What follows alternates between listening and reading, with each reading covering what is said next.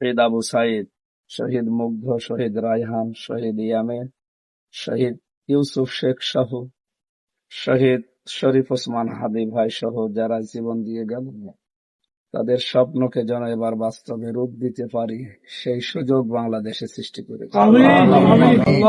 দেশ এবং দেশের মানুষকে তুমি সেই মর্যাদা রক্ষা করার জন্য কাজ করার তৌফিক দাও।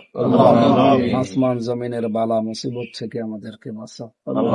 হিংসুকের হিংসা, দুশ্মনের দুশ্মনী, শয়তানের শয়তানি থেকে আমাদেরকে রক্ষা করো।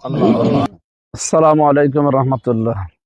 আউযু বিল্লাহি মিনাশ শাইতানির রাজিম। বিসমিল্লাহির রহমানির রহিম।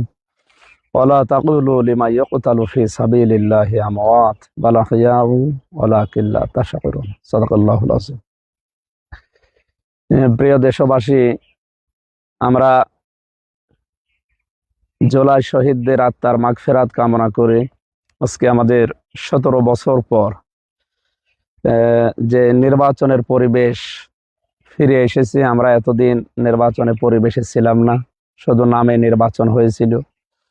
সুতরাং এবারের নির্বাচন 2026 সালের ফেব্রুয়ারির 12 তারিখ, এটা যেন অবাধ, সুষ্ঠু এবং নিরপেক্ষ হয়। যে শহীদদের আত্মদানের মাধ্যমে, আত্মত্যাগের মাধ্যমে আমরা এই পরিবেশ ফিরে পেলাম। তাদেরকে আল্লাহ শাহাদতের সর্বোচ্চ মাকাম দান করেন। আর কোরআন থেকে আমরা জেনেছি, যারা শাহাদত বরণ করে তারা মরে না, তারা জীবিত। তারা এই পৃথিবী ছেড়ে আর একটা জগতে শুধু পাড়ি জমিয়েছে। আল্লাহ তাআলা বলেন, বাল আহইয়াউ ওয়ালাকিন লা তাশউরুন। তারা জীবিত, তোমরা টের পাও না, আমরা অনুভব করি না, তারা কিন্তু জীবিত আছে। সুতরাং যারা এই প্রায় 1,500-এর মতো মানুষ জীবন দিয়েছে, এই মানুষগুলো শাহাদতের সর্বোচ্চ মাকাম পেয়ে তারা যেন জান্নাতের পাখি হয়ে ফেরেশতাদের সাথে ওরা জান্নাত পরিভ্রমণ করতে পারে, আল্লাহ সেই তৌফিক তাদের দান করেন।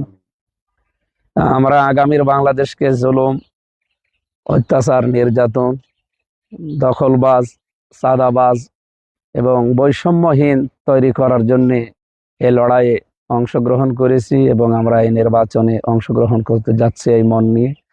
সবাইকে আহ্বান জানাচ্ছি, আসেন আমরা দেশকে জুলুম, নির্যাতন এবং অত্যাচার মুক্ত করার জন্য, দেশি বিদেশি ষড়যন্ত্র থেকে মুক্ত রাখার জন্য সবাই মিলে চেষ্টা করি। এই নির্বাচনকে একটা অর্থবহ নির্বাচন উপহার দেওয়ার চেষ্টা করি। তরুণ ভাইরা যারা আছেন, প্রায় 4 কোটির উপরে আপনারা আছেন এদেশে ভোটার, আপনাদের বিবেকের উপরে